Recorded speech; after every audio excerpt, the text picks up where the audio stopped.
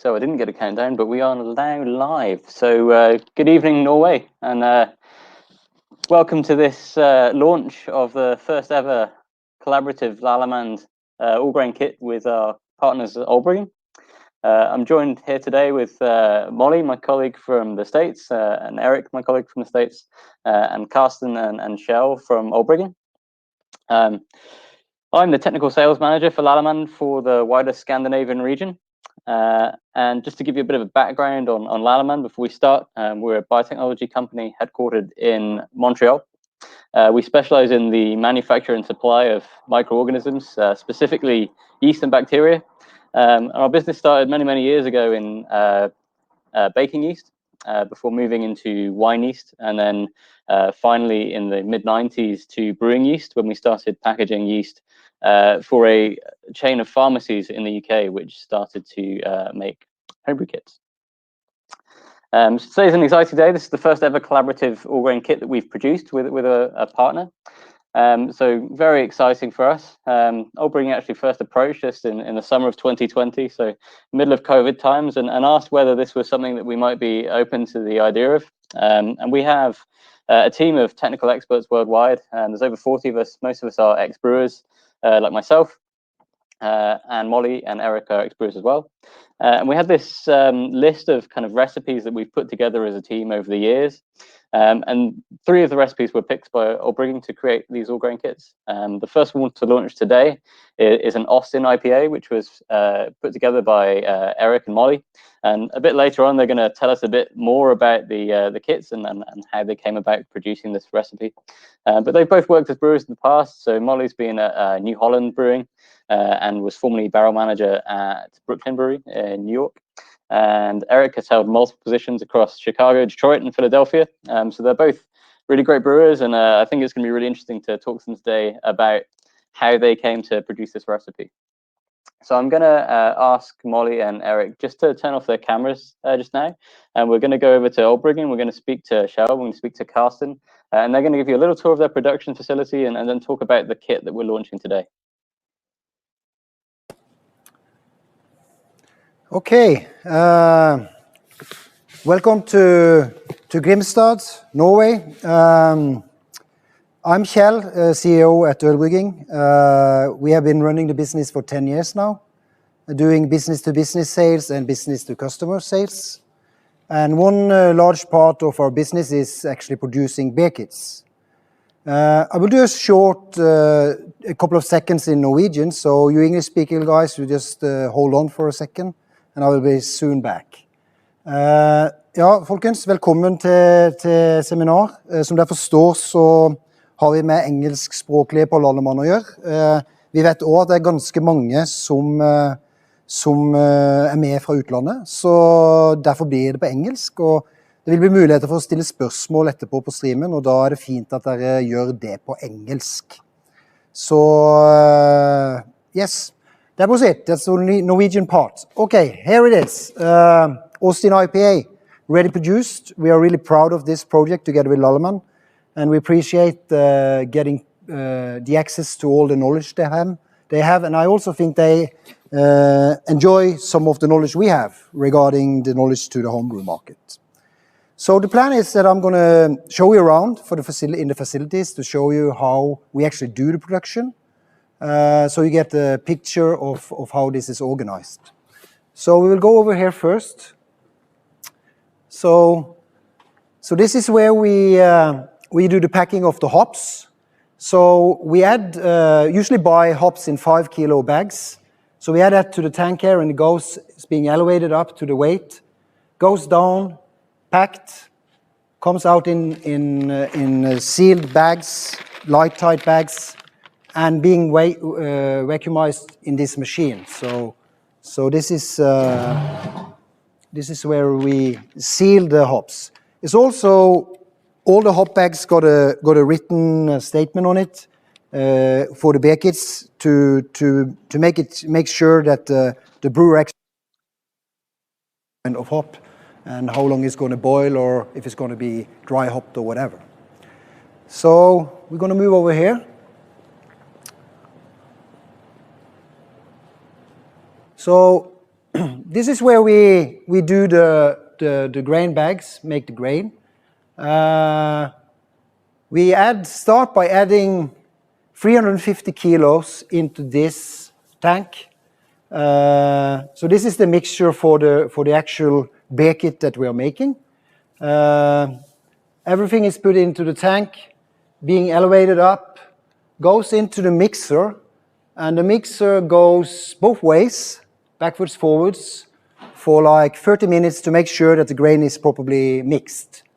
Then it's going down, being crushed here, goes up again in the elevator, down into bags, sealed, getting the air out, and then transported on the conveyor belt up here, where we add the bags with hops and yeast and stuff. And then you have the finished product coming out. So you have the bag with grain. You have the bag with Lallemand hops. No, sorry, yeast and hops. And then you have the recipe sheet, giving you the mesh temperatures, fermentation temperatures, blah, blah. And also you got this nice template here that you can cut out and put into one of the tap handles that we sell, Bishop tap handle. There is QR codes on the back here. There's a QR code which gives you access to all kinds of brewing tips that we give. And there's also a QR code where you go directly into Brewfather, where you can find the recipe for the beer kit. So this beer kit is only being sold now in Sweden and Norway. So if any of you don't have access to buying the beer kit, it is available in Brewfather, and you can go in there and check it out. Before we hand it back to Lallemand, I'll just say that today until Sunday there's a 15% discount on all the new Austin IPA beer kits. So run and buy. So that was more or less it from Grimstad. Short guided tour. We are really happy doing this cooperation, as I said, and I really think I'm actually pretty impressed what Lallemand has been giving out of new styles of yeast lately. You have the Verdant, you have the Sour Pitch, and we have good faith that Lallemand will become take a much larger part of the homebrew scene. So we enjoy doing cooperations in the future, and we already know that we're going to do 2 more beer kits together with them, which is going to come probably during the summer and the autumn. So I hope you enjoyed this tour. We will be available for questions if you have any during the session. So hand the word over to Molly, Eric, and Andy, and look forward to hear more about the philosophy behind the beer and the co-fermentation as a subject. And to be honest, I'm really impressed by the taste of this beer. It's a great beer. So take care. Thank you.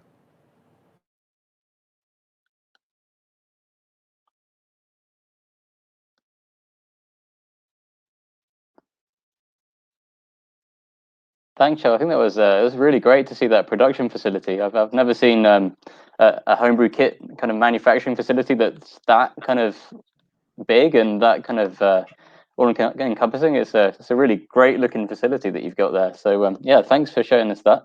I've got my colleagues Eric and Molly on here now, and we're going to just go over how the recipe was created and the story behind it. But I think if you want to just check out the recipe beforehand, if you haven't actually seen the recipe yet, there's a link below me that you can follow, and you'll be able to see the recipe there. So I guess I'll start now.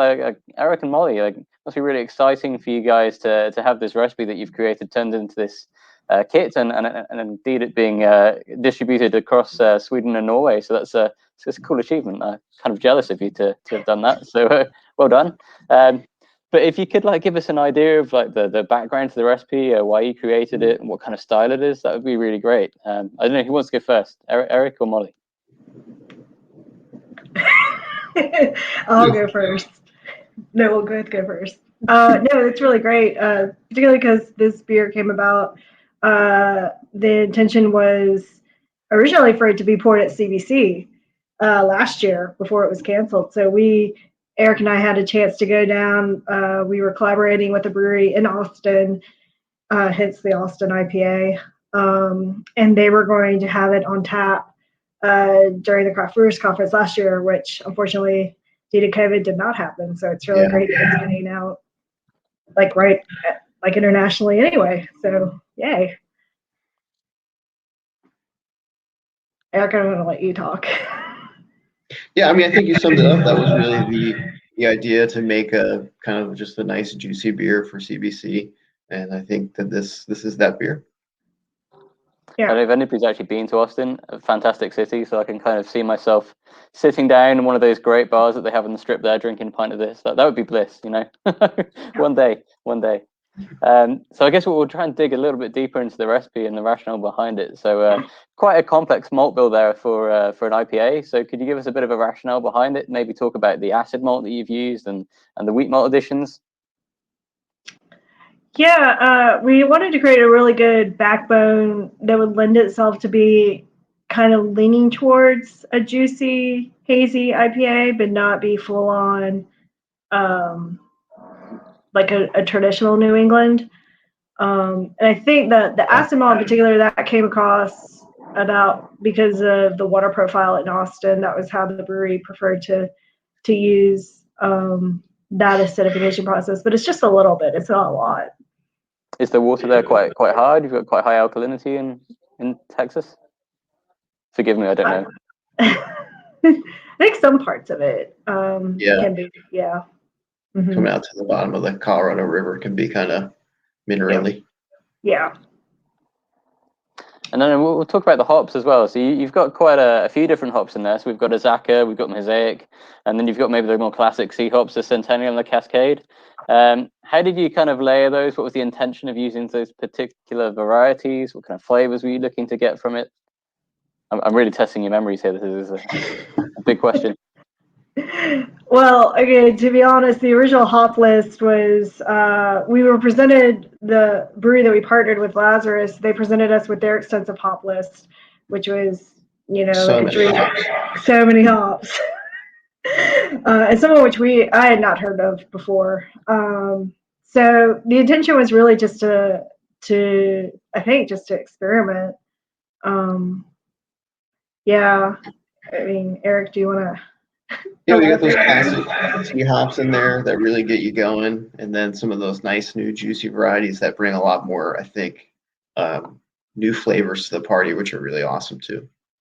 It's funny, I'm so out of date with hops, right? I stopped brewing commercially only like 3 years ago. Like, it's not been long. Yeah. And the new varieties that come out, there seems to be multiple varieties every year, and I don't know what they all do. I need to sit through more of the hop guys seminars because I need to learn a bit more about hops. It's so many new hops. I'm much more up to date with my yeast knowledge these days for obvious reasons. So I guess that brings us on, to the next question here. We're going to talk about co-fermentation, because this recipe uses an innovative co-fermentation technique. So this would be using more than one yeast strain at once. In the case of this recipe, we've used the Voss yeast, which is a Kveik strain. So genetically and historically from Norway, and also a Kolsch strain, so like a German ale strain. So I guess before we just discuss that, we're going to do a little poll. And just, has anybody on the webinar actually heard of the co-fermentation technique before? If you look at your screens, there's a little poll button that you can press.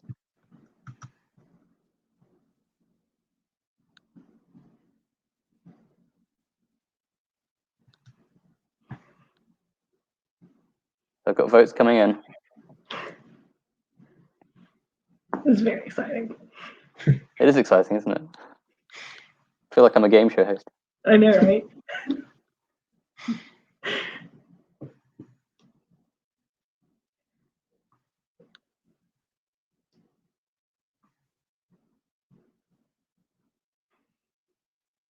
I'm going to let it run for a couple more seconds, I think. It's kind of bossing him out on a very even split. We've got like a pretty much a 50-50 going on. Yeah, 50-50. So, half the people on the seminar have heard of it and half haven't. So great. Well, I mean, hopefully we'll be able to enlighten some of you about this technique. So we've got another poll coming up, but before we do that, I think we'll just say to Molly and Eric, why did you go for this technique? Why did you decide to go for co-fermentation? What does each yeast bring to the party? Who wants to go first? Okay, I'll go first, but Eric, chime in. So we presented the different strains that we had, and Voss was the new strain that we just came out with, so that was obviously very interesting. But then diving into more of our IPA strains, we discovered that the Kolsch strain actually has a high level of beta-glucosidase activity. So it's an enzyme that participates in biotransformation. Cool. Could you tell us about biotransformation just whilst you're there? Yeah, I'll take it over to you. Well, biotransformation is that idea that yeast can interact with hops and cleave out through an enzymatic reaction some extra aroma compounds. And that's really what we're looking for here with this co-fermentation, and using yeast in like a whole different way, not even thinking about using it for ethanol and just going straight for it, trying to get as much hop aroma as we could. Exactly. And I think we succeeded in that. The beer's heavily aromatic. Yeah. And that's why co-fermentation is a little bit of a misnomer. It kind of implies we added both yeasts at the same time. We didn't.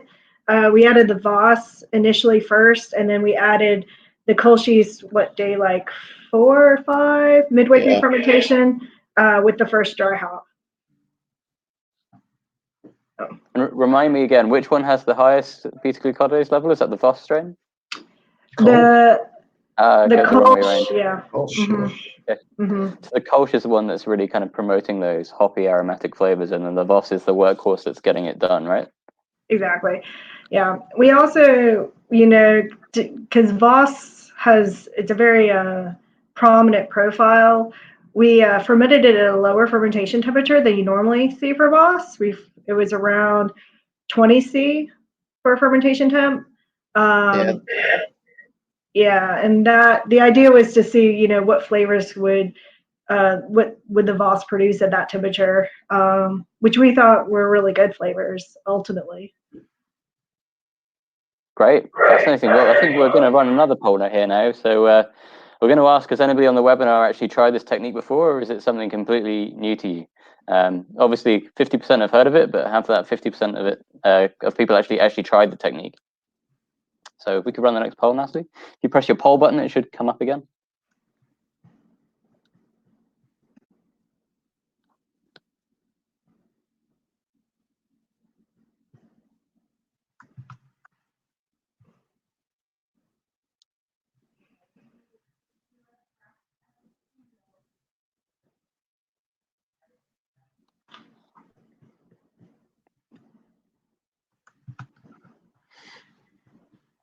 So we'll give it another, I don't know, 10 seconds or something, Natalie.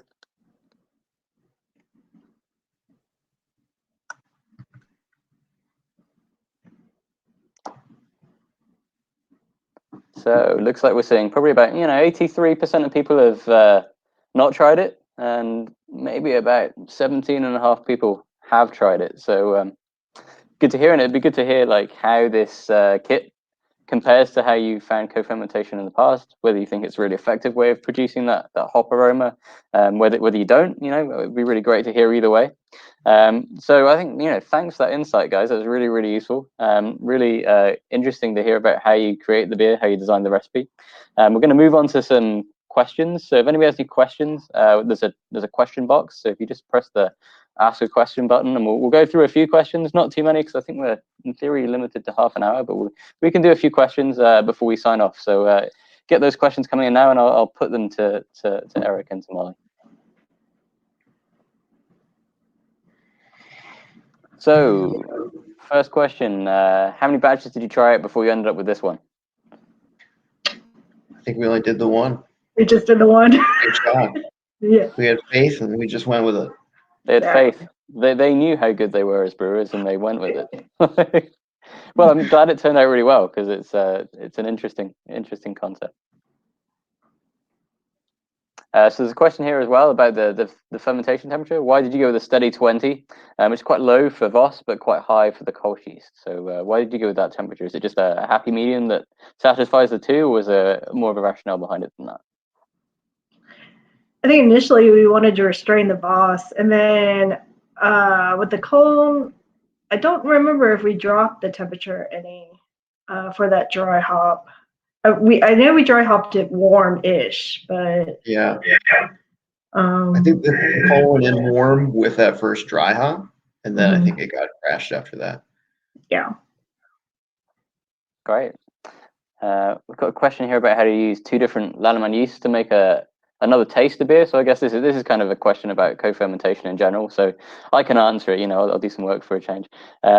Basically, I mean, these yeasts all bring different flavors to the party, and you can use these different yeasts in different ratios and at different times within the fermentation to influence the final flavor of the beer. I guess, an easy one might be, for instance, our Windsor strain is quite a fruity strain. Our Nottingham strain is quite a neutral strain. So maybe if you wanted to tone down the esters that you would get with the Windsor, that could be a way of doing it. There's lots of different things that you can try.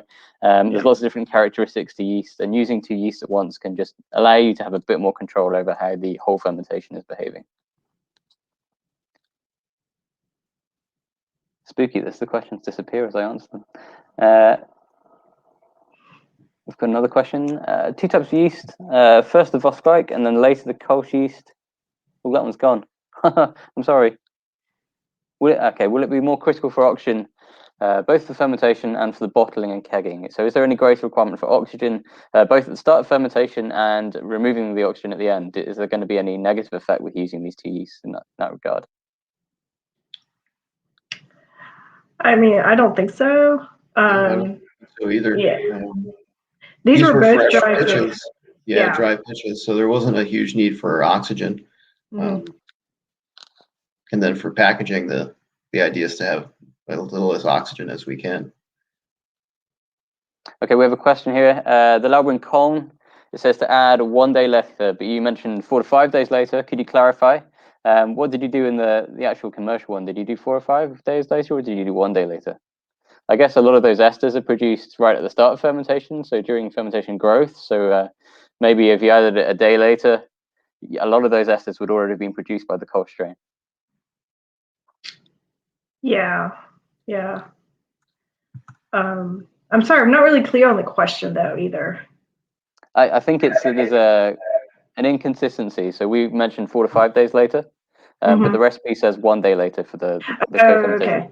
Yeah, so if you're adding the Kolsch earlier, you're just going to maximize your biotransformation capability, because if you look at it, it's biotransformation happens across the whole of fermentation, the whole length of fermentation.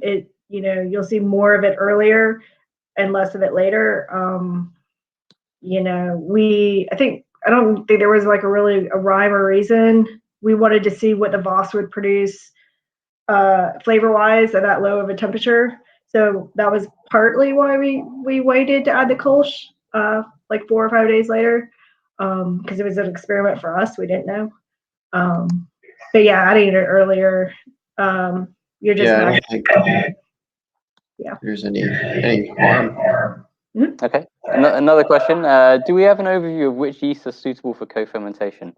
Any information on the website about co-fermentation? And the answer is yes, we do. I think we've got a specific kind of document that we've created for our yeast strains, which goes into detail about co-fermentation and how those strains can be used together. There's not a great deal of strains that can't be used together, so most brewing strains will play quite happily. If you start to look at maybe using wine strains at the same time as using brewing strains, there are times when you might have to be a bit careful. And that's because some of these wine strains can produce what they call a competition factor, and that's a protein that will outcompete other yeast strains. So you might add this brewing yeast and you might add this wine yeast together at the same time, or like at different points within the fermentation, and that wine yeast will outcompete the beer yeast just by producing this toxic protein, which inhibits the growth of the ale or brewing yeast. So there are things that you shouldn't do, but for the most part with brewing yeast, you're all right to use more than one at once. And you just need to think about the different effects that each will bring. What kind of flavor profiles do they have? how flocculent they are, how alcohol tolerant they are, that sort of thing. So it's really, you're almost like you've got an artist's paintbrush, you've got all these different strains you can play with, and you can achieve different results doing that. So it's really it's about creativity. Yeah. And there isn't an awful lot that can go wrong, but there's certainly an awful lot that could be played around with. Yeah, we have a document on our website, or not, we could probably send it to you, about, sequential inoculation with our bacteria strains as well. And the key there would be, add your bacteria first and then add your yeast later. But it's a similar principle. Just understand what organisms you're working with and their happy spots for temperature. And using dry yeast and pitching by weight can make it really easy to do co-fermentation too. Yeah. I've got a really easy question, which is, can I speak slower? The answer is yes, and I apologize for speaking too quickly. Appreciate that a lot of you will be listening in a second language, so sorry about that. We've got another question here about using two types of yeast, and is there a risk that you get a beer that's too strong? And the answer is not really, because you've got an amount of fermentable sugar within a wort, right? So you've got an amount of sugars that can be metabolized by yeast and can ferment to produce alcohol, and they can't go beyond that. They can't create extra sugar, so those yeasts are only going to ferment so much. For the most part, obviously there's caveats. If you have a very, very strong wort, some beer yeast will be more tolerant to ethanol than others, but for the most part, that's not really going to be a concern.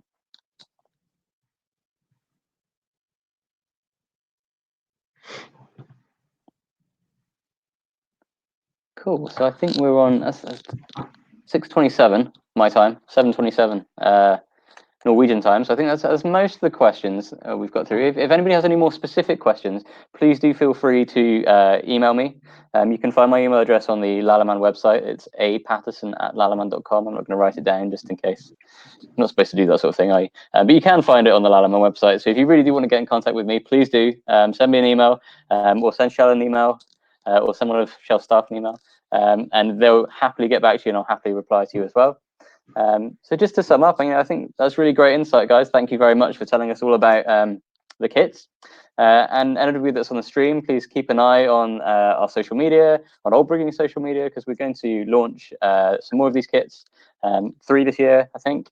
And it would be good to do this sort of event again, so we can do a further launch event, and we can tell you about the kits and the recipe and how it was designed. So I guess we're going to sign off now, but first I want to say thank you to Olbrygging for coming up with the idea and partnering us with us on this one. It was really appreciated, awesome, and a really good idea, and quite exciting to have our own collaborative kit out there.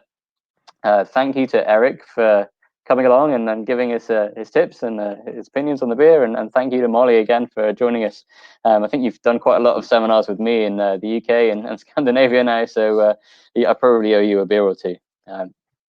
So I look forward to having a beer in person. One day. One day. But thanks very much, all. Thank you for tuning in, and we'll see you next time. Thank you, guys. Thank you. Goodbye.